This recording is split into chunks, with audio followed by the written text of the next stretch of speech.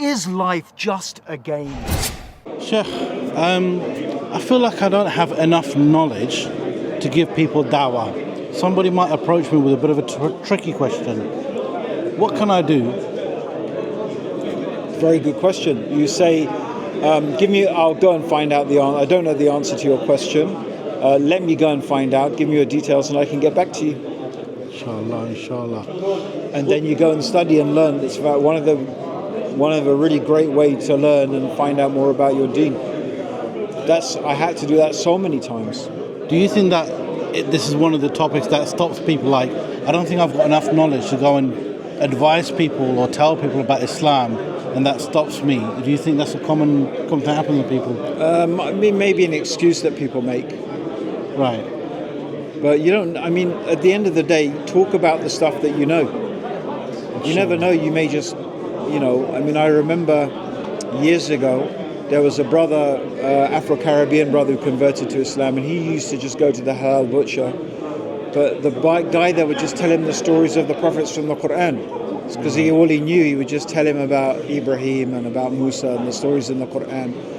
And that's what got him interested in Islam. So the main thing is talk about what you know. If you don't know, you don't need to say anything. Sure. Just talk about the things you do know. And if a person asks you questions, it's a great opportunity for you to find out and research and learn and get back to them. Inshallah. So don't let it put you off. Yeah. Last question. I have a friend at work.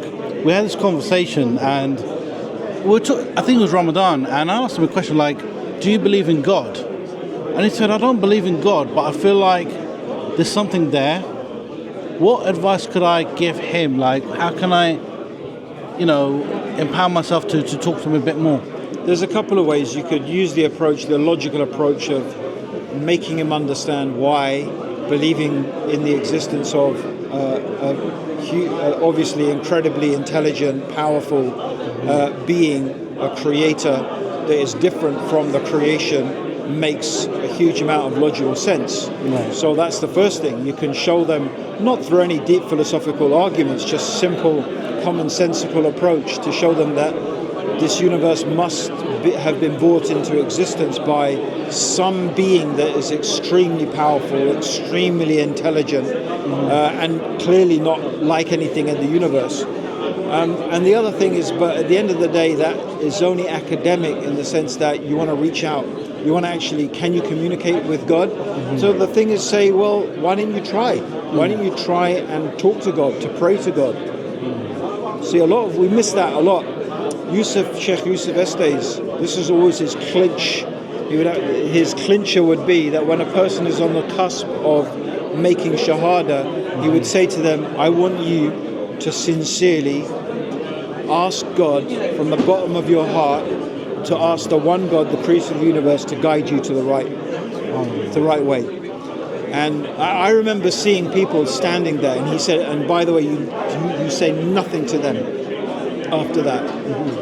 And I've seen people shaking, crying, just not knowing what to do or what to say. And then, alhamdulillah, taking shahada. So one of the things we forget is that get a person to connect to God, get a person to talk to God, get a person to ask God, because Allah is there, is going to answer. They will feel something maybe they've never felt in their life before.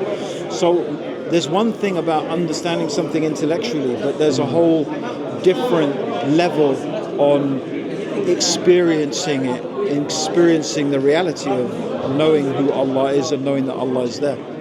That gave me goosebumps. Jazakallah khair, Sheikh.